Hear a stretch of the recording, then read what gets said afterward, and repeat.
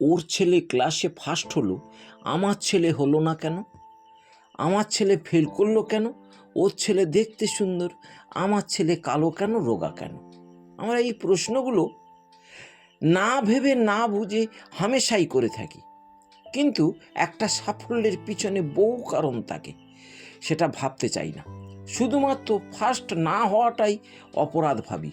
ছেলেটার জন্মগত মেধা, তার সঠিক চাহিদা, সময়োপযোগী পরিবেশ, অভিভাবকের সামাজিক পরিচয়, এই বহু কারণ থাকে যেগুলো কাউকে প্রতিষ্ঠিত করার জন্য অত্যন্ত প্রয়োজন।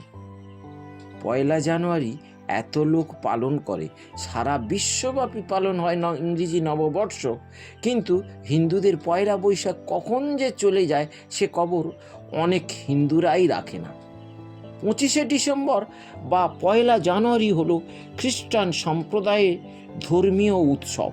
আবার দেখুন, আমাদের মহাপ্রভু কবে জন্মেছিলেন বা শ্রীকৃষ্ণের জন্মাষ্টমী কবে, 75% হিন্দুরা জানে না। 99% হিন্দুর কাছে মহাপ্রভু বা শ্রীকৃষ্ণ আজও ব্রাত্য। কৃষ্ণ এবং চৈতন্যদেবের ঐতিহাসিক গ্রহণযোগ্যতাকে চন্দন, মালা, তিলক, তুলসী পাতার কবরে সমাধি করে রাখা হয়েছে।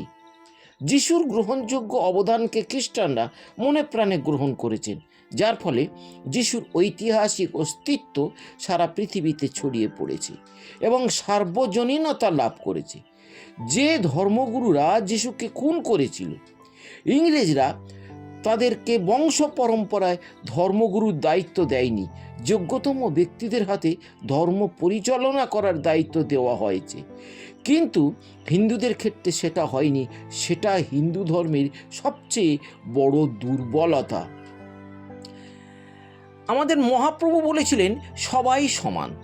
শুয়োরের বাচ্চা বৈষ্ণবরা বলল নিরামিষ খেতে হবে, মালা তিলক পরতে হবে, আমাদের আশ্রমে দীক্ষা নিতে হবে বা আমাদের কাছে দীক্ষা নিতে হবে, তবে তোমাদের হাতে জল খাবো।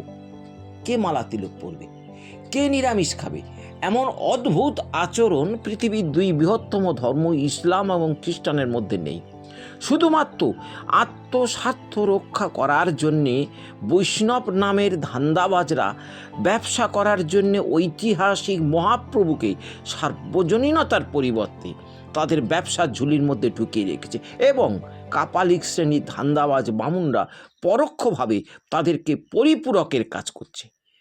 1 বৈশাখ সবাই কেন পালন করে না? মহাপ্রভুর জন্মদিন, শ্রীকৃষ্ণের জন্মদিন সবাই কেন পালন করে না? কেন আমরা পায়েস, নাড়ু এইসব না খেয়ে 1 জানুয়ারি, 25শে ডিসেম্বর কেক খাচ্ছি? কেন আমরা আমাদের বাচ্চাদের রামকৃষ্ণ না সাজিয়ে সান্তাক্লজ সাজাচ্ছি? এই নিকৃষ্ট মানের গর্ভসার শূন্য প্রশ্ন ওই ধান্দাবাজ হিন্দু বামুনরা, বৈষ্ণবরা আমাদের সামনে তুলে ধরে। ওই ধান্দাবাজদের কুত্তা চিৎকার কেউ শুনবে? কেউ শুনবে না।